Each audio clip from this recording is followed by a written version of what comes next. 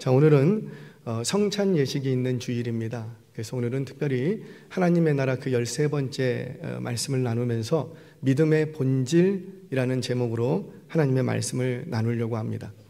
여러분, 누구라도 믿음이 없이는 하나님의 나라에 들어갈 수 있다 없다? 없다라는 거지요.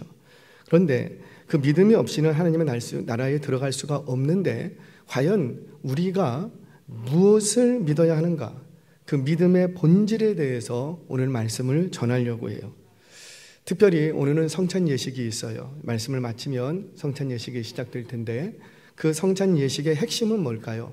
그 십자가에 달려 죽으신 그 십자가에 죽으신 그 죽음의 그 십자가의 죽으심과 그 의미를 주님 다시 오실 때까지 우리가 기억하고 기념하여 지키는 것이에요. 그래서 믿음의 본질은 뭐냐면 십자가라는 거지요.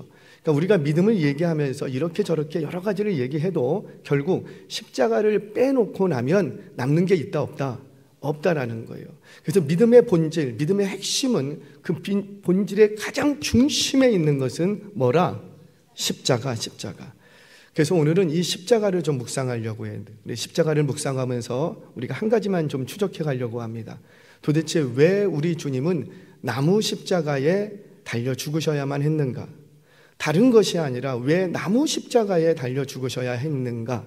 오늘 이 부분을 중심으로 십자가의 죽으심과 그 의미를 좀 찾아가도록 하겠습니다. 첫 번째, 대속의 방식이 여러 가지 방식이 있잖아요. 대속이 꼭 십자가에 죽으셔야만 되는 방식이 아니라 죽으셔야 된다면 죽는 방식은 여러 가지가 있는데 왜 우리 하나님께서는 대속의 방식이 다른 방식이 아니라 꼭 나무 십자가에 달려 죽어야만 했는가라는 겁니다. 왜 나무에 달려 죽어야 했는가? 자, 고대로부터 어떤 죄인에 대한 형벌을 내릴 때 나무에 목매달아 죽이는 식으로 어떤 나무에 매달아 놓는 일들이 있었습니다. 그런데 고대의 나무에 어떤 죄인을 매달아 놓는 것은 형벌로서의 의미가 아니라 저주로서의 의미였어요. 그러니까 무슨 의미가 있다고요? 저주. 그래서 고대에는 저주당한 자를 나무에 매달되 매달아서 죽이는 것이 아니라 죽여서 매달았어요. 우리 예수님은 십자가에 달리실 때 죽어서 십자가에 달렸어요? 아니면 달리셔서 죽으셨어요? 조금 차이가 있어요. 고대로부터 나무에 매다는 이유는, 나무에 달리는 이유는 형벌로서 나무에 달리는 게 아니고 뭐 때문에 달린다고요? 저주당한다라는 의미에서 나무에 달아놓는 거예요. 자, 우리 성경 보겠습니다. 신명기 21장 22절 23절 시작. 사람이 만일 죽을 죄를 범함으로 내가 그를 죽여 나무 위에 달거든 그 시체를 나무 위에 밤새도록 두지 말고 그날에 장사하여 내 하나님 여호와께서 내게 기업으로 주시는 땅을 더럽히지 말라. 나무에 달린 자는 하나님께 저주를 받았음이니라. 아멘. 그래요. 그러니까 어떤 사람이 죽을 마땅한 죄를 지었어요. 죄인이에요. 그런데 그 죄인을 나무에 달되 어떻게 하고 달아라? 죽여서 다는 거예요. 그러니까 달아놓고 죽을 때까지 달아놓는 게 아니고 죽여서 달아놓는 거예요. 근데 죽였으면은 죽였지 왜 달아놓는가? 달아놓는 이유가 뭐라? 바로 하나님으로부터 이 죄인은 저주당한 죄인이라는 거죠. 자, 이렇게 함으로써 이 죄인은 죄인일 뿐만 아니라 하나님으로부터 저주당한 죄인이라는 것을 만 백성들에게 알리면서 뭔가 경고의 메시지를 주는 형태였다라는 겁니다. 자, 우리 성경 한 구절 더 읽겠습니다. 여호수아 10장 26절 같이 읽겠습니다. 시작. 그 후에 여호수아가 그 왕들을 쳐 죽여 5 나무에 매달고 저녁까지 나무에 달린 채로 두었다가 아멘. 그래요. 그래서 여호수아 그 군대를 이끌고 가나안 정복 전쟁을 할 때에 5 아모리 왕 연합군과 싸웁니다. 아모리 족속 5 왕이 연합해서 여호수아 군대와 맞붙었어요. 그때 여호수아 군대가 이 아모리 족속 5 연합군을 쳐 죽입니다. 그리고 나서 다 죽였어요. 왕까지 다 죽였어요. 그럼에도 불구하고 이 여호수아가 한 일이 뭐냐면 그 죽은 왕들의 시신을 어떻게 했더라? 각각 5개의 나무에 다 달았다라는 거예요.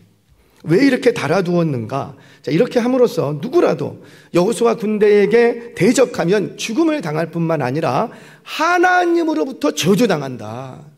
이것을 경고의 메시지로 주기 위해서 나무에 달았던 거예요. 이처럼 고대에는 죄인을 나무에 달아두는 경우들이 있는데 그거는 죽여서 다는 것이었다. 왜 이렇게 달아놓냐면 나무에 달린 자마다 뭐를 받는 것이다? 저주받은 것이다. 그러니까 이 영혼은 살았을 때도 저주받고 죽어서도 이 영혼은 저주받는다라는 거예요. 뭘 말할까요? 왜 우리 주님은 다른 곳이 아니라 나무에 달리셔야 했는가? 바로 내가 당해야 될 죄의 저주가 있다고요. 그냥 고통당하는 게 아니고 저주가 있다고요. 저주. 이 저주는 살아있을 때도 저주를 당하지만 죽어서도 당해야 되는 영원한 저주가 있어요. 그런데 그 영원한 저주를 누가 대신 당하시고 그 나무에 예수 그리스도께서 죄 없으신, 저주받을 이유가 아무것도 없으신 존귀하신 하나님의 아들이신 그분이 십자가에 달리심으로 말미암아 누가 당할 저주를, 내가 당할 저주를 살아있는 동안에도 저주당해야 되고 죽어서도 저주당해야 되는데 내가 영원히 당해야 될 저주를 누가 대신 당하시고? 예수님께서. 봐라! 나무에 달린 내 아들을 봐라! 왜 보라는 거예요? 너희가 당해야 될 그 저주를 이 아들이 대신 당했다라는 거죠. 그래서 이 나무에 달린 저주당하신 예수 그리스도를 구주로 믿기만 하면 누구라도 그 순간 모든 영원한 저주로부터 자유함을 얻게 되는 줄 믿으시기를 바랍니다. 이걸 믿으라는 거예요. 그러니까 십자가를 바라보고 십자가를 믿는다라는 것은 내가 죄인인지라 내가 영원한 저주의 사슬에서 끊어질 수가 없는데 그 죄의 십자가에 달리신 그 나무에 매달리신 예수 그리스도를 믿음으로 말미암아 나의 모든 저주의 사실이 끊어진 줄 믿으시기를 바랍니다. 첫 번째, 왜 나무여야만 했는가? 바로 저주의 상징이었다. 두 번째, 그렇다면 나무인데 왜 십자가의 형틀인가? 왜 십자가인가? 이러는 거죠. 그러니까 무슨 말이냐면 죽여서 나무에 매달면 되지 굳이 나무에 매달아 놓고 뭐 하신 거예요? 죽이셨어요. 그러니까 고대인은 그렇게 안 해요. 근데 언제만 나무에 매달아 놓고 죽이는 게 있었냐면 로마 시대 때. 물론 아시리아든지 이런 것들도 있었는데 주후 4세기 이후에는 십자가라는 것이 완전히 없어져 버립니다. 그러니까 지금 왜 주님이 이런 거죠? 좀 더 일찍 오시거나 좀 더 늦게 오시거나 예를 들어서 여호수아 군대의 가나안 정복 정력 때 예수님이 오셔서 우리를 대신해서 나무에 달리셔야 됐다면 죽여서 달았을 거예요. 그런데 만약에 21세기 지금 오셔서 우리의 죄를 대속하시기 위하여 죽으셔야 된다면 나무 십자가에 달려 죽으실까요? 아니라는 거죠. 지금 이 시대에 오신다면 아마도 전기의자나 뭐 약물이나 그리고는 수초 사이에 길어야 몇 분 사이에 숨을 거두는 방식 이런 방식으로 대속이 이루어졌겠죠. 그러나 우리 하나님의 택한 방식은 그런 방식이 아니었다는 거예요. 우리 하나님은 굳이 그 로마의 압제에 있을 때 그 로마의 형벌이라는 그 십자가 형벌이라는 그 형벌을 제도를 통하여서 우리의 대속 사건을 이루셨다는 거예요. 자, 그럼 이게 무슨 말인가? 조금 더 제가 부연 설명을 하겠습니다. 로마 시대의 형벌로서의 십자가는 이래요. 세 가지가 하나의 세트가 됩니다. 꽝꽝꽝 너는 십자가형 꽝꽝꽝 이렇게 이제 언도가 되면 세 가지가 딱 따라옵니다. 하나는 채찍질을 먼저 맞습니다. 채찍질을 먼저 맞고 두 번째는 채찍질 다 맞은 다음에 자기가 질 십자가를 어깨에 메고 십자가 형장까지 이동을 합니다. 그리고 세 번째 그 십자가 형장에서 드디어 십자가 형벌을 당하는 거예요. 자, 예수님은 이 세 가지를 모두 당하셨죠. 자, 우리 먼저 채찍질 당하십니다. 마태복음 27장 26절 같이 한번 읽겠습니다. 시작. 이에 바라바는 그들에게 놓아주고 예수는 채찍질하고 십자가에 못 박히게 넘겨주니라. 만약에 예수님이 21세기에 오셨다면 채찍질 당할까요? 그런 방식이 아니었다는 거죠.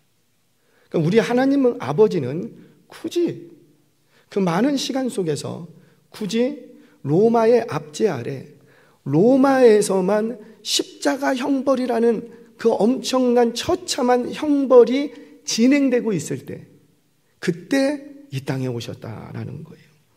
여러분, 채찍질은 로마에 여러 가지 형벌이 있는데 그 형벌 중에 하나가 채찍질입니다. 그러니까 때로는 무슨 죄를 지었으면 채찍질 5대, 채찍질 2대 이러고 끝나요. 근데 예수님의 경우는 십자가 언도를 받았기 때문에 뭘 먼저 당하고? 채찍질. 이때의 채찍질은 그만하세요 할 때까지 계속 때립니다. 그만하세요 할 때까지 계속 때립니다.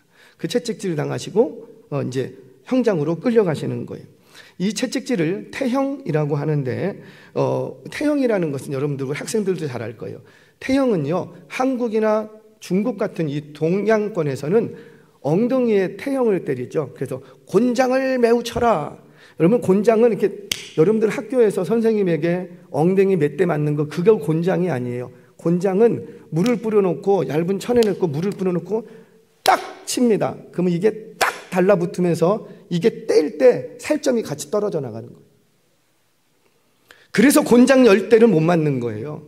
다 실신하고 죽는 거예요. 그러니까 사극 같은 거 보면은 곤장을 치라 하면은 사람들이 벌벌벌벌벌 떠는 이유가 거기 있는 거예요. 엉덩이 몇 대 맞는데 뭘 그렇게 떨어?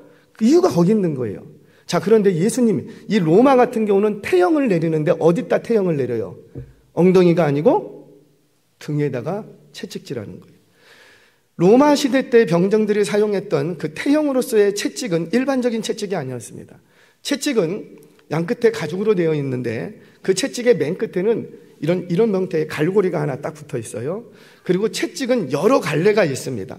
보통 39개의 갈래로 가닥으로 만들어졌다고 하는데 그 가닥마다 갈고리가 다 있어요. 그리고 그 가닥마다 그 쇠사슬이 붙어 있고 날카로운 양의 뼈가루가 뼈 조각이 딱 붙어 있습니다. 이게 하나가 아니라는 거예요.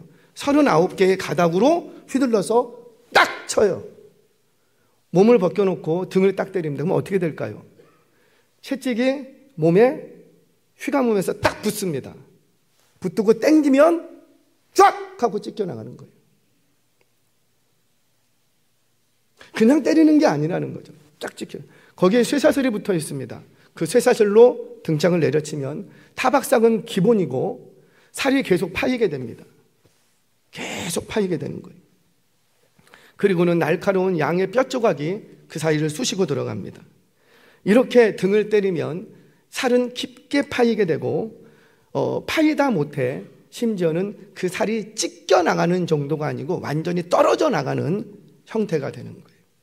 그러니까 추측하건대 예수님의 온 몸은, 등뿐만이 아니라 온 몸은 살점이 남아나지 않았다는 거예요. 3세기의 역사가였던 요세푸스는 로마의 채찍질에 대해서 이렇게 기록을 남기고 있어요. 태형을 당하는 사람의 정맥이 밖으로 드러났고 근육과 근골 그리고 창자의 일부가 노출됐다. 어떻게 채찍질을 하면 이렇게 되죠? 이게 예수님이 당하셨던 채찍질이었어요. 21세기에 오셨다면 이런 거 안 당하셨을 거예요. 그런데 그때 오셨기 때문에 이걸 당하셔야지 돼요. 왜 우리 하나님 아버지는 그 아들을 그 시기에 보내셔서 그 엄청난 채찍질을 당하게 하셨을까? 두 번째는 이제 채찍질이 다 끝나고 나면 십자가 형장으로 이동을 합니다. 성경 보겠습니다. 마태복음 27장 31절 32절 같이 한번 읽겠습니다. 시작. 희롱을 다한 후 홍포를 벗기고 도로 그의 옷을 입혀 십자가에 못 박히고 끌고 나가니라. 나가다가 시몬이란 구레네 사람을 만나매 그에게 예수의 십자가를 억지로 지워 가게 하였더라. 아멘. 예수님의 경우는 하나가 더 추가가 됐어요. 유대인의 왕이라고 이렇게 소문이 나 있었기 때문에 그 몸에다가 홍포를 입힌다. 홍포는 자주색 비단 같은 경우예요. 얇은 비단. 그러면 여러분 생각해 보세요. 피로 온몸이 범벅이 됐어요. 살점이 너덜너덜하게 돼 있는 상태에서 홍포를 딱 입힙니다. 비단을. 그러면 이게 어떻게 될까요? 그 피와 이 천이 엉겨 붙게 돼요. 근데 그걸 다시 벗깁니다. 그럼 그 살점도 같이 떨어져 나가는 거예요. 채찍질이 이렇게 끝나고 나면 십자가 형장으로 이동을 합니다. 이때 자신이 달릴 그 십자가의 횡목, 가로목을 어깨에 메어지고 그리고 올라가지요. 이 횡목은 그 무게만 34kg에서 57kg 정도가 되었다고 합니다. 이 길을 지금은 비아 돌로로사라고 해서 대략 1.2km 정도를 이스라엘 성지순례의 하나의 코스처럼 이렇게 조성을 해 놓았죠. 이 길을 걸을 때 예수님은 이미 피를 쏟을 만큼 쏟았어요. 이미 고초를 겪으실 만큼 겪었어요. 그래서 예수님은 그 짧은 거리, 아니 길면 길 수 있는 그 거리를 자신의 힘으로 십자가를 지고 갈 만한 힘이 없으셨어요. 그래서 걸으시다가 쓰러지시고 걸으시다가 쓰러지시고, 이때 로마 병장은 예수님의 십자가를 다른 사람에게 지우도록 허락을 해주지요. 왜 그렇게 했을까요? 로마 병장이 이렇게 보니까 너무 불쌍해, 너무 안 됐어. 그래서 호의를 베푼 거예요? 아니에요. 만약에 이 길을 걸어가다가 형장에 도착하기도 전에 예수님이 이 죄인이 걷는 중에 죽어버리면 그 모든 죄값, 책임은 누가 지냐면 호송 중에 있는 로마 병정이 지게 됩니다.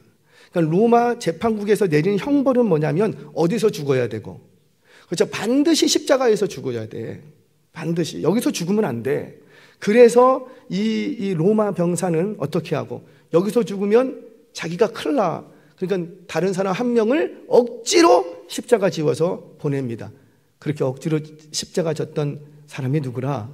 구레네 사람 시몬이었다라는 거죠. 자, 세 번째, 그렇게 형장에 도착을 합니다. 도착하면 이미 십자가의 세로목이 이미 꽂혀져 있어요. 내가 달릴 십자가 형벌 자리에 세워져 있습니다.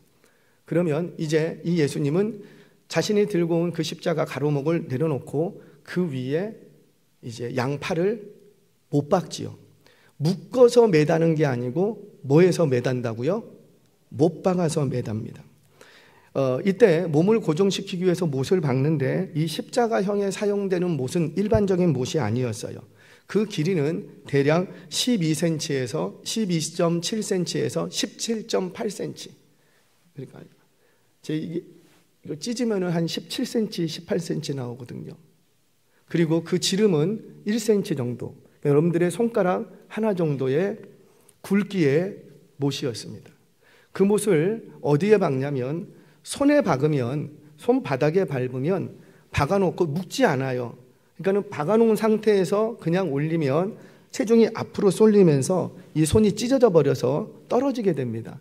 그래서 손바닥에 못을 안 박고 손목이라고 보통 얘기를 하지요. 팔의 끝과 손목에 있는 끄트머리에 뼈 사이에다가 박습니다. 뼈 사이에 박음으로 일종의, 그러니까 이 뼈와 이 뼈 사이에다 박아 놓으니까는 앞으로 뻗어져 나가지 않는 거예요. 그리고 다리는 겹쳐갖고 그 중앙에 둘째 뼈와 셋째 뼈 사이에다가 못을 박아서 그 체중을 지탱하게 했어요.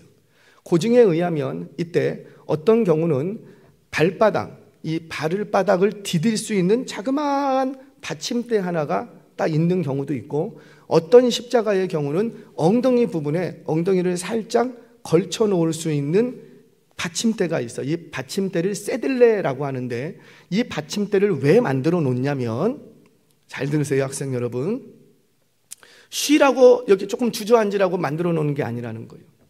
여러분, 손과 발에만 묶이지 않고 손과 발에만 못으로만 지탱을 해요. 그러면 이렇게 있을 때 앞으로 체중이 밑으로 이렇게 쏠립니다. 완전히 다 쏠려요. 그럼 가슴이 압박이 되죠. 그러면 이 상태에서 숨을 쉬려면 이렇게 들어 올려야 돼요. 근데 이걸 어떻게 들어 올릴 수가 없어요. 그러니까 들어 올리려면 뭔가가 내 발에서 디딜 수 있는, 이게 버틸 수 있는 힘을 바치는 곳이 있어야 돼. 그곳이 어디냐면 세들레였어요. 발바닥 뒤쪽에 약간의 힘을 줘서 이렇게 들어 올리면, 숨을 쉬려면 이렇게 있다가 이게 숨이 안 쉬어져. 숨을 쉬려면 이렇게 해야 된다고요. 그래서 필요했던 게 세들레예요. 받침대. 그러면 여러분, 받침대가 있는 게 좋은 건가요? 나쁜 건가요? 왜 나쁘죠? 숨 쉴 수 있게 해주는데? 그래요. 이 고통 중에서 빨리 죽으면 차라리 나은데 그 받침대로 말미암아 본능적으로 숨을 쉬게 돼요. 그러면 본능적으로 어떻게 됩니까? 사는 건 사는 거지만 그 고통받는 시간은 점점 더 길어지는. 그러니까 이 십자가의 핵심은 뭐냐면, 이 십자가 형벌의 핵심은 뭐냐면, 사람을 빨리, 죄인을 빨리 죽이는 데 목적이 있지 않아요. 이 십자가 형태는, 로마에서 가지고 있었던 이 십자가의 형태는 어떻게 해서든지 고통당하면서 천천히 죽이는 게 목적이에요. 오늘날 사형 선고는 어때요? 빨리 죽이는 게 목적이에요. 그러나 고대, 특별히 로마 시대의 십자가 형벌로서의 그 십자가형은 사람을 빨리 죽이는 게 목적이 아니라 어떻게 해서든지 고통을 다 느끼면서 천천히 죽이는 게 목적이었다는 거예요. 우리 하나님 아버지가 왜 로마 시대에 그때 예수님을 십자가 형틀에 매다셨을까? 손과 발이 못 박힐 때 신경이 끊어지면서 이 손목과 발목이 잘리는 듯한 느낌이 난다고 합니다. 채찍질로 인해서 몸은 이미 너덜너덜해져 있어요. 근데 숨을 쉬려고 하면 뒤에 있는 세로목에 어떻게 될까요? 또 한 번 쓸리게 되죠. 이게 어떻게 해도 여러분 허리나 어디에 뭐 종기 같은 거 뭐가 났어요. 근데 우리 침대에 있어도 이게 이렇게 해도 안 되고 저렇게 해도 안 되고, 그런데 우리 예수님의 등가죽은 그렇게 됐다고요. 너덜너덜해졌다고. 숨 쉬려고 할 때마다 쓸려. 숨을 안 쉬자니 고통스럽고 숨을 쉬자니 쓸리고, 그 고통을 죽음 직전까지 모든 그 고통을 9시간 동안 당하십니다.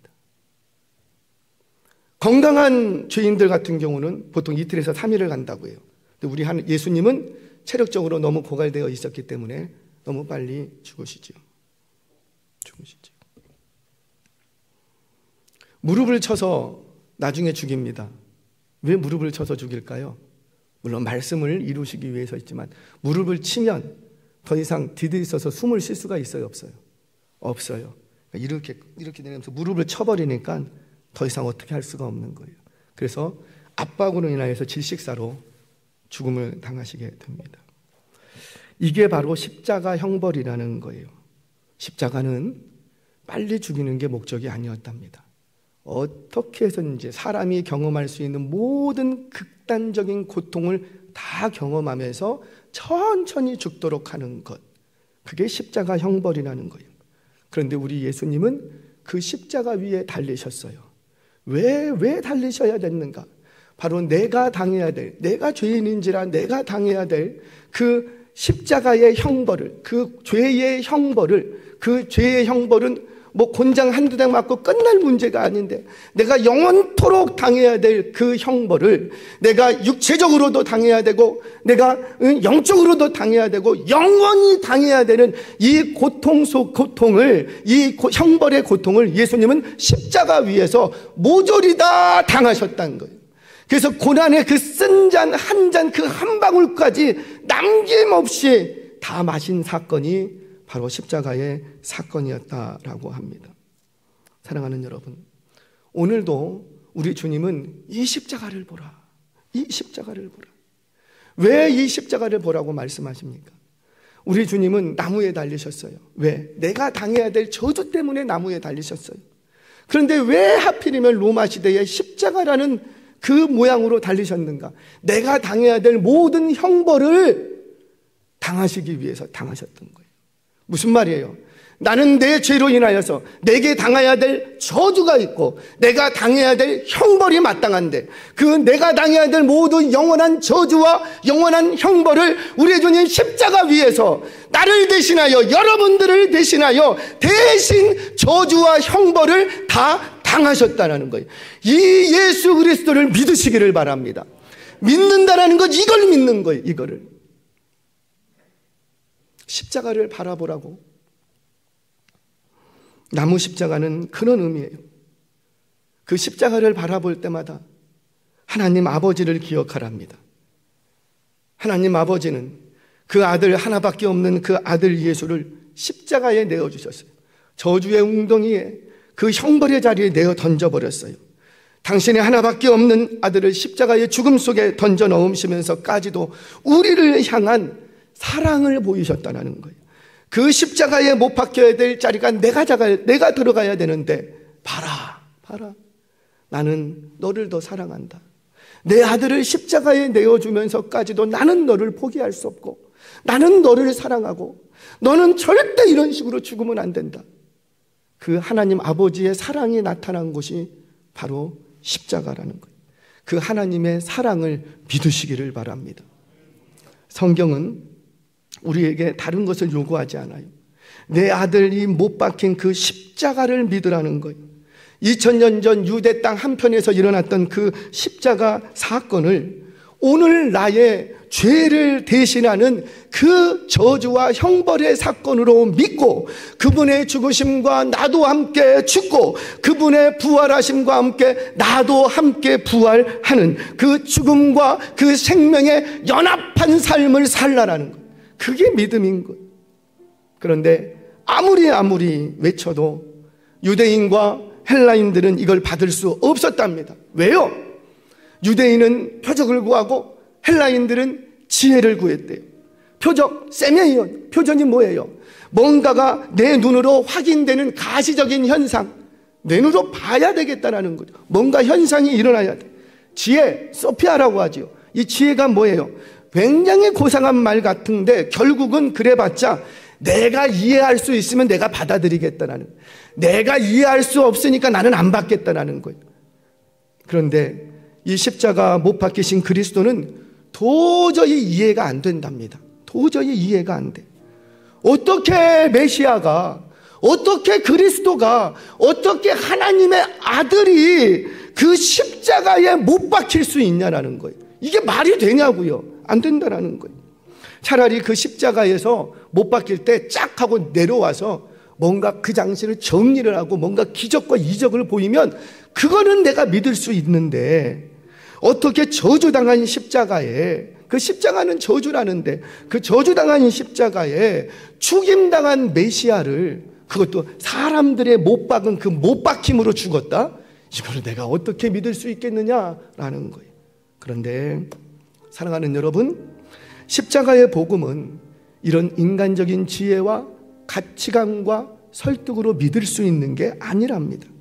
오직 부르심을 입은 자들, 구원함을 얻기로 택정함을 입은 자들에게는 이 소식이 들리기만 해도 하나님이 나를 구원하시는 구원의 능력이요 지혜가 되는 줄로 믿습니다. 여기 계신 우리 모든 성도님들은 십자가에 못 박히신 예수 그리스도를 믿으시는 줄로 믿습니다. 그러면 십자가를 붙드세요.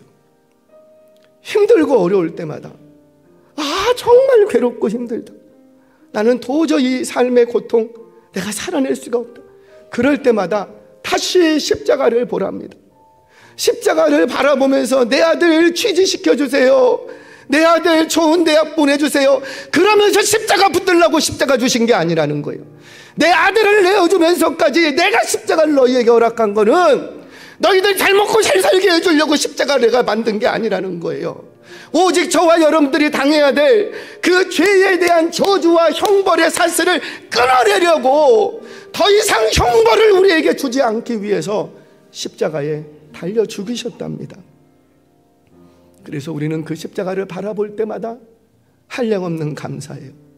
십자가를 바라볼 때마다 용서하지 못할 사람이 없고, 십자가를 바라볼 때마다 참지 못할 분노가 없고 고난이 없는 거예요.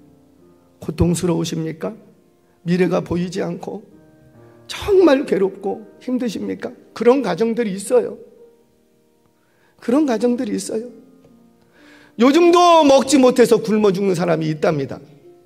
이 땅에, 여기에. 먹기는 먹어도 삶이 너무 고달프고 힘들어서 생명을 끊는 사람들이 주변에 숱하게 있답니다. 그들에게 십자가 복음을 전해주시기를 바랍니다. 그리고 여러분이 지금 힘드시다면 다시 그 십자가를 바라보고 그 주님 당하셨던 그 고난을, 그 고통을 다시 한번 기억하고, 내가 당하는 고통은 이거는 견딜 수 없지. 주님이 당하셨던 그 십자가의 저주, 내가 당하는 저주와 수치스러운 말들, 거기에 비하면 견딜 수 없지. 그런 마음으로 힘들고 고난이 많을 때마다, 수치와 모욕을 당할 때마다 다시 십자가를 바라보고 승리해가는 주인공들 되시기를 주의 이름으로 축원합니다.